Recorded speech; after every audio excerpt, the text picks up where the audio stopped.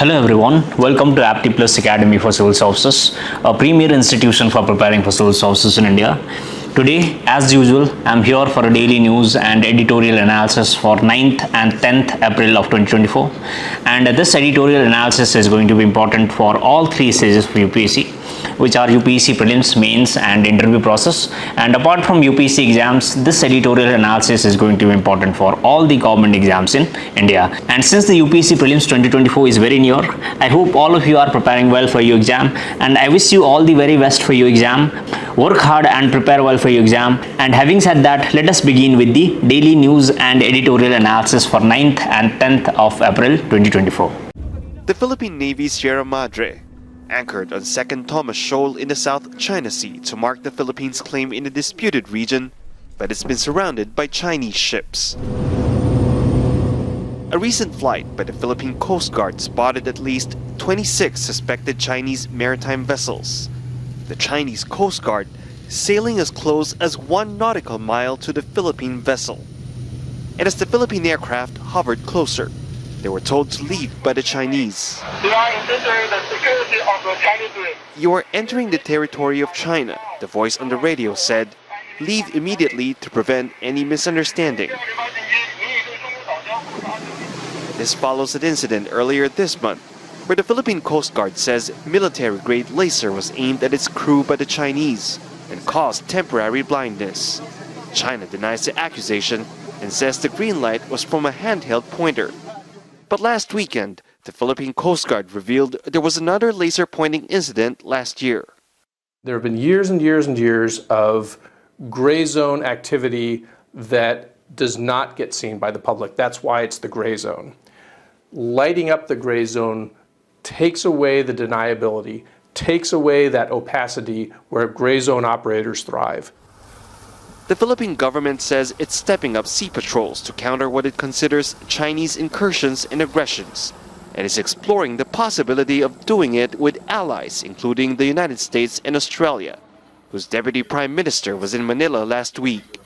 Recently, India supported Philippines on the issue of South China Sea dispute, and in this regard, this topic becomes important for the UPSC prelims perspective and also for the JS paper 2 of UPSC mains.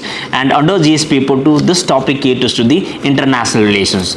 And as we all know, the South China Sea is very disputed area, and the claim in the South China Sea has been made by China for many years. And South China Sea is the region where there is dispute of different countries in the South China Sea. So for this reason, South China Sea is very important, and in this regard we also need to understand what is the relation of India with the Philippines. So for this reason, let us understand about this topic in detail. So the Ministry of External Affairs recently expressed the support for the Philippines in the defending its national sovereignty amidst the tension over the South China Sea. So India cited the national sovereignty of Philippines over the South China Sea. So for India, the Philippines has the sovereign right in the South China Sea, and the diplomatic relations between the Philippines and India are approaching their 75th year in 2024.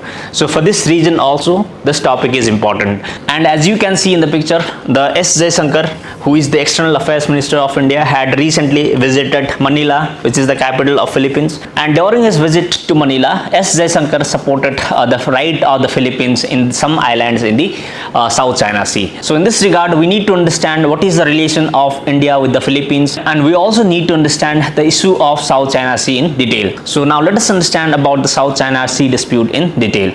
So far as the South China Sea dispute is concerned, there are interests of multiple countries in the South China Sea. For instance, Brunei, Vietnam, Malaysia, Philippines, China, Taiwan, all these countries are involved in the dispute in the South China Sea. And the main reason of the dispute in the South China Sea is China, because China considers most of the part of South China Sea to be part of their exclusive economic zones. So China basically considers this 9-dash line to be their boundary in the South China Sea. So within this 9-dash line, China thinks that all these territory are part of China. So you have to know this is the 9-dash line, ठीक है? So exam में ये पूछा गया था UPSC में. In the past year, it had been asked that the 9-dash line recently seen in news relates to which ocean, ठीक है? and उसमें बहुत सारा ऑप्शंस दिया गया था, and one of the option was South China Sea.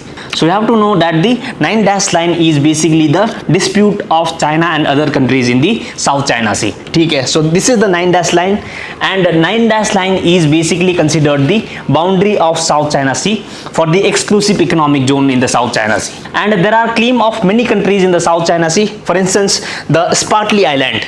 Spratly Island is claimed by Brunei, ठीक है, and a part of this Spratly Island is also claimed by Malaysia, ठीक है, both Malaysia and Brunei claims this, but China considers this Spratly Island to be entirely part of China. And there is Paracel Island here, ठीक है, and this Paracel Island is again claimed by Vietnam, ठीक है, but China considers this Paracel Island to be part of China, and China has also built many military bases here in Paracel Island and Spratly Island, ठीक है. So ये related question भी UPSC में पूछा गया था past year में. In the past year UPSC had asked that the arrange the following islands in the South China Sea from north to south, ठीक है. यहाँ पे Paracel Island, Henan Province, Spratly Island दिया गया था, and you had to arrange them in order from north to south, ठीक है. So this type of question is asked, so you have to know about the maps, ठीक है.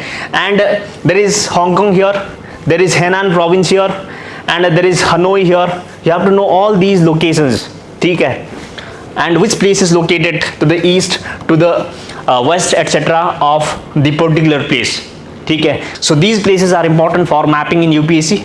And this is the Gulf of Tonkin, ठीक है, and Gulf of Tonkin is located between China and the Vietnam, ठीक है. So these maps are very important. And this is Taiwan, and Taiwan has also claim in the Spratly Island, ठीक है, and capital of Taiwan is Taipei, and there is Manila. So this is the capital of Philippines, and Philippines is the main topic of discussion today, and that Philippines has the main demand in this Scarborough Shoal, ठीक है. So this is very important point. So Scarborough Shoal is basically demanded by Philippines. So Philippines consider this shoal to be part of the Philippines, but China is not willing to give up on this island as well, and China had also built the military bases in this shoal, ठीक है. So for this reason Philippines demands the right over the Scarborough Shoal. So basically India supported the right of Philippines over this Scarborough Shoal. So this is the fact that you need to know, and these are all important places in the South China Sea,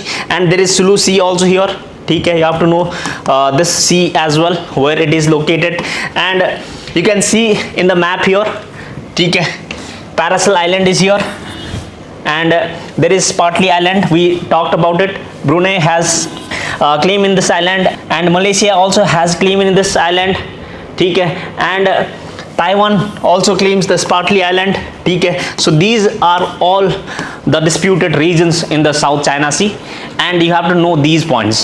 So as per this discussion, we came to the conclusion that the main culprit of the dispute in the South China Sea is China, because China is demanding the right over the South China Sea, because China considers a large part of the South China Sea to be its territory, ठीक है. So these are the points that you need to know about South China Sea. Now let us understand more in detail about the South China Sea. So this is again the bigger map of South China Sea and the countries in Southeast Asia. So you need to know all the countries where they are located and which countries are surrounded by the South China Sea, ठीक है. So countries are Brunei, Malaysia, Philippines, Vietnam, Henan province which is part of China, ठीक है. There is Hong Kong, there is Taiwan, ठीक है, Malaysia, Singapore. So all these countries basically surrounds the South China Sea, and South China is also the strategic interest of India.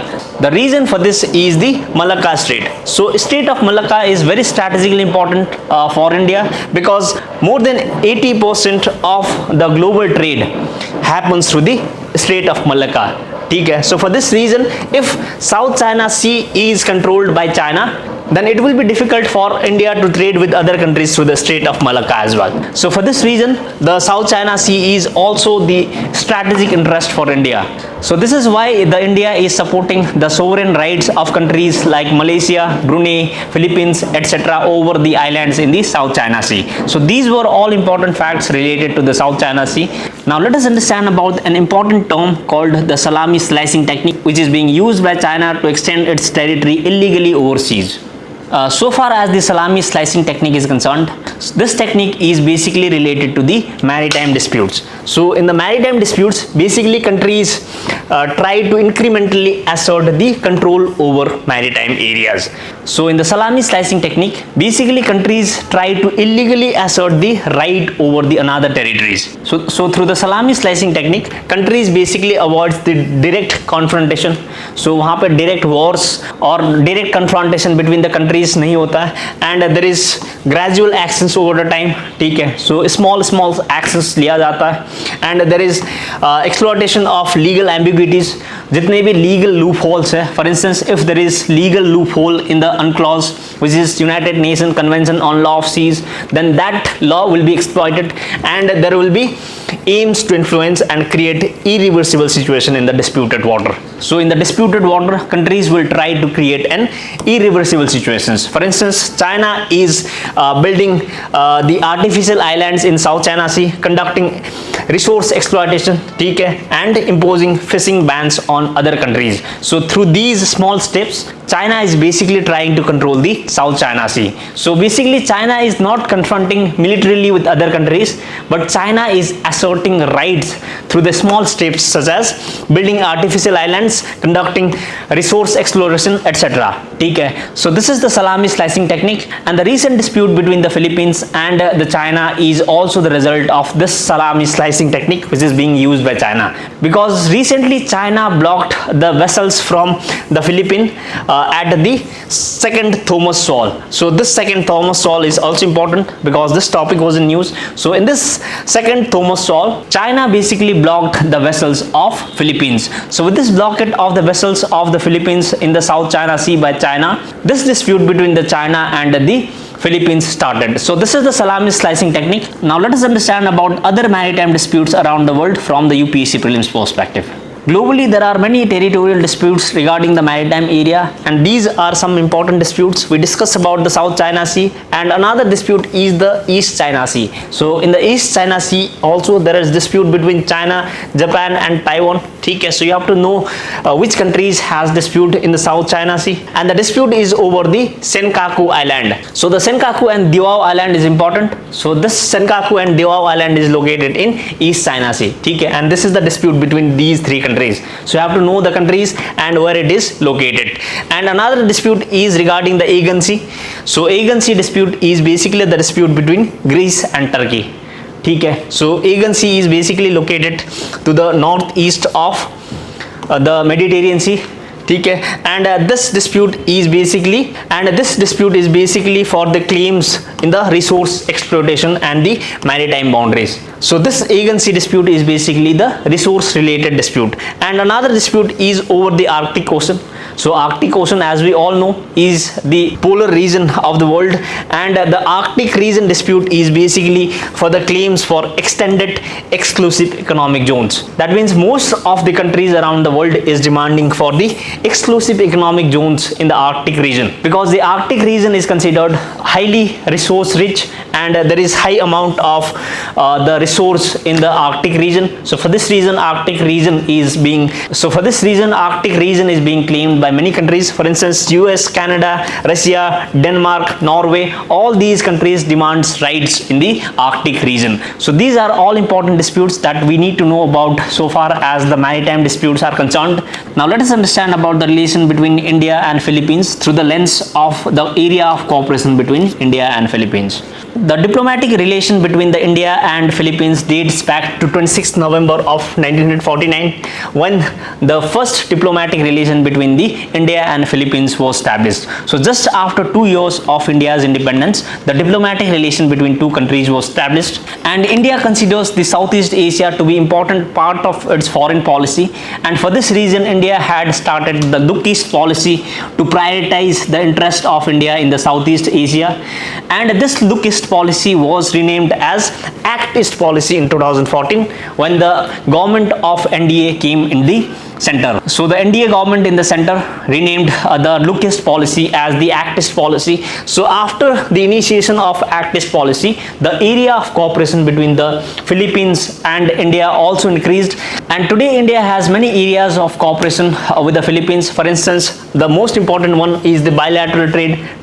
So the bilateral trade between the India and Philippines increased to $3 billion recently in 2022. So this makes Philippines one of the largest trading partner of India, and India exports engineering goods, automobile parts, the petroleum products, pharmaceuticals, bovine meat, oilseeds, tobacco, groundnuts, etc. to Philippines. And India also imports from Philippines, which includes the electrical machinery, semiconductors, ores, copper, the plastics, pearls, waste from the food industry, and the animal fodder. So these are the export and import products of India from the Philippines. So another important area of cooperation is the health and medicine. So health and medicine is also an important area of cooperation between the two countries, because the Philippines was the first ASEAN member to grant the emergency use authorization for the Bharat Biotech's Covaxin. So the Covaxin is basically an indigenous vaccine against the coronavirus developed in India, and the Philippines was first the ASEAN member country to grant the emergency use authorization for the Covaxin. So this is an important point that you need to know, and currently the Philippines accounts for 20% of India's pharmaceutical exports in ASEAN region. So this makes Philippines one of the important export destination of the pharmaceutical products from India. So for this reason, health and medicine is an important area of cooperation between India and Philippines. And another important area of cooperation is the science and technology. And India has signed bilateral program of cooperation with the Philippines in the area of science and technology in October 2019. So in the exam, you might be asked that the bilateral program of cooperation is signed by India with which country? So you have to know that this agreement has been signed by India with the Philippines, and India has also signed a deal with the Philippines in January 2022 to supply the shore-based anti-ship BrahMos supersonic cruise missile. So India has also supplied the BrahMos supersonic cruise missile to the Philippines. So these are all important areas of cooperation between the India and Philippines. So through this area of cooperation, we understand that India and Philippines has a strong relation. So for this reason, India supported the sovereign right of Philippines in the South China Sea. Now let us discuss the UPSC PYQ, which was asked from this topic in the past years. UPSC in 2009 asked this question related to the ASEAN countries, and the question is: consider the following statements. The statement 1 contains the Brunei Darussalam, the statement 2 contains the East Timor, the statement 3 contains the Laos. Which of the above are the members of ASEAN? So from this question, it is clear that you need to know the members of the ASEAN countries. So not only the ASEAN countries, you need to know about the members of all the important organizations, for instance the SAARC, BIMSTEC, etc. So you need to know about the important organizations and the members. And the question 2 is the consider the following countries, and this question was asked in UPSC 2018. So these are the countries, and the question is which of the above are among the members of free trade partners of ASEAN. So this question basically asks about the free trade partner countries of the ASEAN. So from this question, it is clear that not only the members of ASEAN is asked, but also the free trade members or the partners of the ASEAN is also asked. So in the future, any question from the ASEAN countries might be asked. So for this reason, ASEAN countries are very important, and the countries in Southeast Asia are very important. So this type of question is asked in the UPSC. Now comment the answer of this question in the comment section. We'll discuss the answers of this question in the next session. Now moving on to the next topic of discussion for today. Now, Botswana has threatened to send 20,000 elephants to Germany in a political dispute.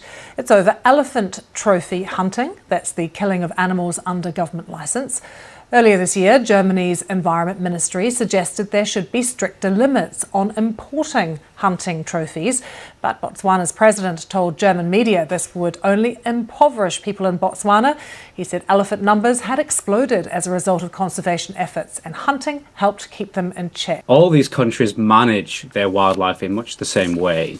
So in the UK, where I am right now, in Germany, in other European countries, we hunt and manage wildlife. Germany hunts over 2 million deer, for instance. It also hunts ducks and pheasants and partridges and among a whole range of other species. So it's important to situate the measures that are being talked about in that context. Recently, Germany threatened the Botswana, which is the country in Africa, to ban the import of the trophy hunted elephants from the Africa, and in return, Botswana also threatened to send 20,000 elephants to Germany. So for this reason, this topic is important, and this news appeared in the explained section of The Hindu, and in this topic, we need to understand what is the trophy hunting from the prelims perspective, and we also need to understand why the Botswana is the country with the largest amount of elephant population in the world. So this is an important fact that you need to know, that the Botswana is home to world's largest elephant population. So the Botswana contains more than 1.3 lakh populations of the elephants.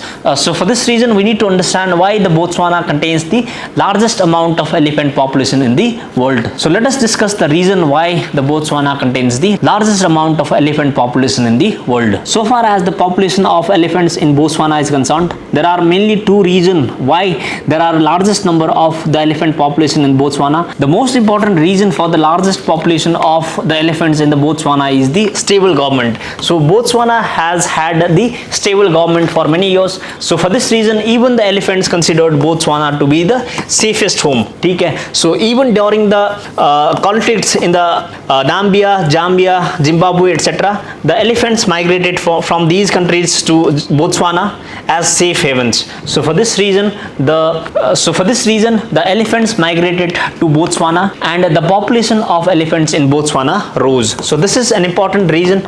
The stable government is an important reason, and another important reason is the strict government policies. So Botswana implemented strict conservation policies. Okay? For instance, the trophy hunting was banned. We'll understand what is the trophy hunting. So trophy hunting was banned by the Botswana government, and also the government announced the policy of shoot and kill. Okay? So in this policy, basically the Botswana government shot dead the people or the poachers who are poaching the elephants. Okay? So elephant poachers were basically killed by the government or the police, the forest guards, etc. Okay? So these were the important policies which led to the conservation of elephants in the Botswana, and this led to increase in the population of elephants in Botswana. So these are the reasons why the Botswana contains the highest number of elephant populations in the world. Now let us understand what is the trophy hunting in detail. So far as the trophy hunting is concerned, trophy hunting is basically shooting of big game animals such as rhinos, elephants, tigers, bears, etc. And this hunting is basically done to showcase the body parts as ornaments. So body parts are basically shown as ornaments by these hunters, and to also show off one's powers and success in hunt. So the hunting success and the power of hunting is shown using the trophy hunting. So you can see in the picture, so these are all trophy hunted animals, and these animals are basically showcased at homes and museums, etc. So the trophy hunting is basically legal in many countries in Africa. For instance, during the FIFA World Cup in South Africa, many tigers and lions were killed as trophy hunting activities. And Botswana was also the country where the trophy hunting was legal previously, but the Botswana has now banned the trophy hunting. So these were all important facts about the trophy hunting that you need to know. And this was also the last topic of discussion for today. And today as well, I've got an important quote of the day for you. Now let us look at the quote that I've got for you. The quote of the day for today is, "The greatest glory in living lies not in never failing, but in rising every time we fall." So this quote is very relevant for all the UPSC aspirants and all the government job aspirants, because they have to understand that failure is part of their life, and the students might fail in the prelims and in any stage of the UPSC or any government exam in India, and after every failure they should come back and they should attempt again, because the failure is part of life, but the success is inevitable if you keep on trying. So with that quote, I am concluding today's session. We'll meet again in the next video. Thank you.